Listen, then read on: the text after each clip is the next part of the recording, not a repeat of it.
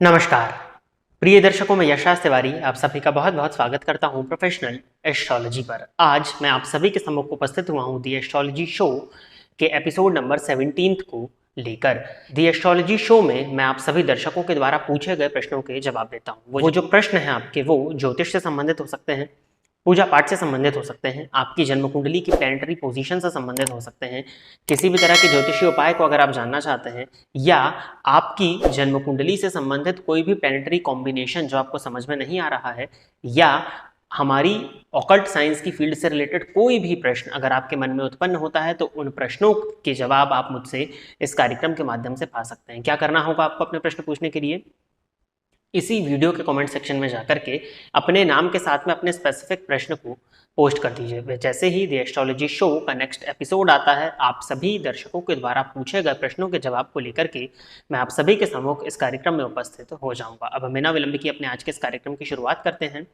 और आज के इस कार्यक्रम में जो पहला प्रश्न है, ये मोनिका जी ने पूछा है। तो इन्होंने लिखा है कि सर, वर्गोत्तम प्लैनेट्स के बारे में बताइए, जैसे जुपिटर वर्गोत्तम के बारे में। वर्गोत्तम ग्रह, जैसे अभी इसके पिछले के एपिसोड में किसी ने भावोत्तम ग्रह के विषय में पूछा था, तब मैंने बताया था वर्गोत्तम ग्रह वो ग्रह होता है, आप जानते हैं कि डिविजनल चार्ट में D9 नवांश कुंडली सबसे ज्यादा महत्वपूर्ण रोल प्ले करती है।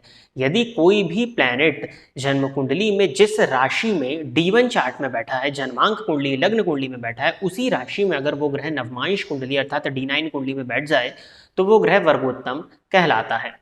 अब आपने वर्गोत्तम जुपिटर के बारे में पूछा है, तो जब भी गुरु किसी भी व्यक्ति की जन्म कुंडली में वर्गोत्तमी हो जाएंगे, वर्गोत्तमी का मतलब होता है वर्गों में उत्तम होना, अर्थात उस ग्रह को बल मिल रहा है। तो अब जुपिटर किसी भी कुंडली में गुरु अगर बली होंगे, तो ऐसे व्यक्ति को ज्ञान का सुख, धन का सुख, संतान का सुख, दाम्पत्य इत्यादि का सुख अच्छी उसमें प्राप्त हो जाता है। अब इन सब भावों को देखना होता है, लेकिन हाँ, गुरु इन सब चीजों के कारक हैं, और उस कारक के बली होने के चलते उस जातक को बुद्धिमत्ता, ज्ञान का सुख, वो चाहे तो टीचिंग की फील्ड में चला जाए, या मेनली गुरु से संबंधित जितनी भी चीजें होती हैं, वो उसके जीवन काल में बढ़ चढ़ करके उसको प्राप्त हो जाती है, अगर गुरु जन्म कुंडली में वर्गोत्तमी हो जाए तो। वर्गोत्तमी ग्रह को ज्योतिष शास्त्र के विद्वानों ने बहुत बढ़िया और बहुत बेहतर माना है अन्य ग्रहों की तुलना में। साथ ही साथ कुछ ऋषियों के मत में वर्गोत्तमी ग्रह उच्च के ग्रह के समान भी फल देने वाला बताया गया है। तो अगर गुरु जन्म कुंडली में वर्गोत्तमी हो, तो गुरु से संबंधित जितने भी कारकत्व हैं, या गुरु के जिन भी चीजों पे गुरु के कारकत्व होते हैं, उन चीजों की प्राप्ति जातक को बहुत आसानी से, बहुत सुलभता से हो जाती है। तो गुरु का वर्गोत्तमी होना बहुत बढ़िया माना जाता है। अगला प्रश्न है पार्थासारथी लोध जी का। इन्होंने लिखा है कि सर नमस्ते, अगर जुपिटर 9th हाउस में प्लेस्ड हूं, क्या जुपिटर मैरिज करने में सहायक होता है इस प्लेसमेंट में?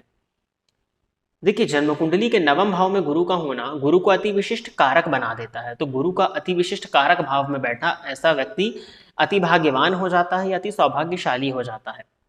अब देखिए, नवम भाव भाग्य का है, भाग्य कारक गुरु भाग्य भाव में जाकर के बैठेंगे, तो ऐसा व्यक्ति धार्मिक होगा। ऐसा व्यक्ति धार्मिक होगा तो वो धर्म कार्य करके अपने पुण्य को बढ़ा लेगा। धर्म कार्य करके अपने पुण्य को बढ़ा लेगा तो वैसे भी उसके जन्म कुंडली के बहुत से दुर्योग खत्म हो जाएंगे। तो ज्योतिष शास्त्र के विद्वान कहते हैं कि भाग्य भाव में गुरु जाकर के अगर बैठे हों, तो जन्म कुंडली के 200 दोषों का शमन कर देते हैं। 200 यहाँ पर जस्ट क्वांटिटी एक बोलने के तरीके से, कि 200 यानी कि बहुत सारे, लगभग पूरे ही दोषों का शमन कर दिया। तो ये है। अब आपने पूछा है कि क्या ये प्लेसमेंट विवाह के लिए सहायक होती है। देखिए, विवाह कराने वाला जो प्लैनेट है, वो स्त्री या पुरुष दोनों की कुंडली में गुरु ही होते हैं। तो जब गुरु किसी भी जन्म कुंडली में बलवान होंगे, नवम भाव में अति विशिष्ट कारक भाव में बैठेंगे, तो विवाह, उनकी दृष्टि सप्तम भाव पर नहीं पड़ेगी, लेकिन उसके बाद भी वो विवाह कराने में सहयोगी होंगे, क्योंकि विवाह का कारक जन्म कुंडली में बली है या अच्छे भाव में बैठा हुआ है। और अगर इसको आप कंसेप्चुअली समझना चाहते हैं, तो सप्तम भाव, हम भावार्थ भावम का सिद्धांत आप जानते हैं, तो 7वें से 7वां आपका लग्न होता है, और नवम भाव में बैठे हुए गुरु की दृष्टि आपके लग्न पर पड़ती है। तो 7वें से 7वें भाव पर गुरु की दृष्टि पड़ने के चलते ये आपका विवाह कराने में भी ये गुरु सहायक बनते हैं, अगर नवम भाव में बैठे हुए हैं। अगला प्रश्न है अरिजीत तिवारी जी का, कि सर, क्या मिडिल फिंगर में कोई ब्लू स्टोन पहनने से भाग्योदय होता है? देखिए, भाग्योदय के तो अलग ही सूत्र होते हैं, किसी भी तरह के पत्थर से आपका भाग्योदय नहीं हो सकता, ये मैंने पहले भी बताया है। हाँ, आपके भाग्य में वो पत्थर सहयोगी जरूर हो सकता है। आपके पुरुषार्थ में, आपके पुरुषार्थ को बढ़ाने में, आपके आत्मबल को बढ़ाने में, या आपके भाग्य को थोड़ा सा बढ़ाने में वो सहयोगी जरूर हो सकता है। मिडिल फिंगर में कोई ब्लू स्टोन, तो मेनली अगर ज्योतिष शास्त्र के दृष्टिकोण से देखें तो नीलम पहना जाता है। तो अगर जन्म कुंडली में शनि की स्थिति अच्छी है, तो नीलम पहन करके जातक के भाग्य को बली बनाया जा सकता है। वृषभ लग्न की कुंडली अगर होगी, तो वहां भाग्याधिपति ही शनि बन जाएंगे। तो अगर वहां सूट होता है नीलम, तो पहनाने से बिल्कुल भाग्योदय तो होगा ही। तो ये परिस्थिति पर निर्भर करता है। बाकी नीली होता है, और हो सकता है आप एक फिरोजा भी पत्थर आता है, तो उसके विषय में भी कहा जाता है कि फिरोजा पहनने से भाग्योदय होता है। तो फिरोजा के विषय में मैंने ना आज तक किसी को पहनाया है, ना उसके विषय में मैंने ज़्यादा पढ़ा है, तो उसकी जानकारी मुझे नहीं है। परंतु हाँ, मिडिल फिंगर में अगर कोई ब्लू स्टोन पहनना हो तो वो वृषभ लग्न की कुंडली में जब शनि भाग्येश बनते हैं तो उससे भाग्योदय की बात कही जाएगी, हमेशा भाग्योदय की बात नहीं कही जाएगी ब्लू स्टोन से। और एक प्रश्न और है, ये शौर्या शॉर्ट्स नाम से आईडी है, न्यू सब्सक्राइबर होंगे ये। इन्होंने लिखा है, धनु लग्न की कुंडली में लग्न में शनि केतु की युति अच्छी या बुरी, कैसा प्रभाव रहेगा? अच्छी तो नहीं मानी जाएगी। शनि और केतु की युति श्रापित योग होता है, और ज्योतिष शास्त्र कहता है कि जन्म कुंडली में शनि या राहु या शनि या केतु की युति हो तो श्रापित योग व्यक्ति को आजीवन रोगी बना करके रखने वाला। साथ ही साथ शनि केतु की युति की वजह से भयंकर मानसिक अशांति, धनु लग्न की कुंडली में लग्नगत शनि अगर होंगे, गुरु के घर में बैठे हैं जहां पर कोई भी ग्रह धनु लग्न में, धनु राशि में कोई भी ग्रह बुरा प्रभाव नहीं देता, परंतु लग्नगत शनि जातक के प्रत्येक कार्यों में डीले कराएंगे। उस लग्नगत शनि पर राहु की दृष्टि का पड़ना, जातक अज्ञात भय से ग्रसित होगा। ज्ञानवान ज्ञानी होने के बाद भी वो अनजाने डर से ग्रसित रहेगा, तो कहीं ना कहीं वो उसके व्यक्तित्व से विच्छेद कराएंगे।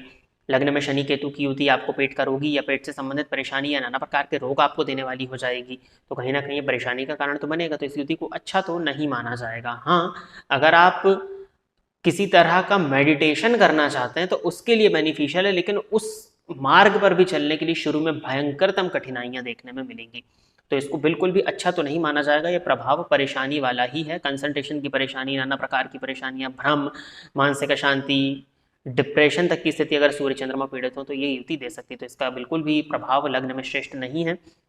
आपको अपने इष्ट देवता बनेंगे हनुमान जी, यहाँ पे हनुमान जी की अत्यधिक आराधना करनी चाहिए, जिससे शनि केतु से संबंधित जो बुरे प्रभाव है उनमें काफी हद तक कमी आपको देखने में मिले। और अगर आपकी उम्र कुछ इस तरह की है, विवाह की उम्र है, संतान की उम्र है, और अगर ये नहीं हो रहा है तो एक बार त्रिपिंडी श्राद्ध अपने जीवन काल में जरूर एक बार करा लीजिएगा। तो प्रिय दर्शकों, इतने ही प्रश्न आप सभी ने किए थे, और इतने ही प्रश्नों के जवाब लेकर के दी एस्ट्रोलॉजी शो के एपिसोड नंबर 17 में आप सभी के सम्मुख उपस्थित हुआ था। आशा करता हूँ कि जितने भी लोगों के प्रश्नों का मैंने जवाब दिया वो सभी संतुष्ट होंगे। यदि आपके मन में भी कोई प्रश्न है और वो अगर आप पूछना चाहते हैं तो आप इसी वीडियो के कमेंट सेक्शन में अपने नाम के साथ अपने प्रश्न को दे दीजिए। जैसे ही दी एस्ट्रोलॉजी शो का नेक्स्ट एपिसोड आता है, मैं आप सभी दर्शकों के द्वारा पूछे गए प्रश्नों के जवाब लेकर के उपस्थित हो जाऊंगा। यदि आप इस कार्यक्रम को देखते हैं और आपका इस कार्यक्रम से कुछ लाभ होता है तो आप इस चैनल को सब्सक्राइब करिए, साथ ही साथ इस वीडियो को लाइक करिए। आपके सब्सक्राइब करने के बाद में बेल आइकॉन को अगर आप प्रेस करते हैं तो मेरे द्वारा जो भी प्रोग्राम्स इस चैनल पर अपलोड किए जाते हैं उनका नोटिफिकेशन आपको मिलता रहेगा। आज के इस कार्यक्रम में बस इतना ही रखते हैं। नमस्कार। फोन पर बात करके कुंडली दिखाने के लिए एवं ज्योतिष से संबंधित अन्य सर्विसेज के लिए आप स्क्रीन पर दिए गए नंबर पर कॉल या व्हाट्सएप कर सकते हैं। साथ ही साथ अब आप मेरे अकाउंट को फेसबुक और इंस्टाग्राम पर भी फॉलो कर सकते हैं, जिसका यूजर है आपकी स्क्रीन पर दिया हुआ है।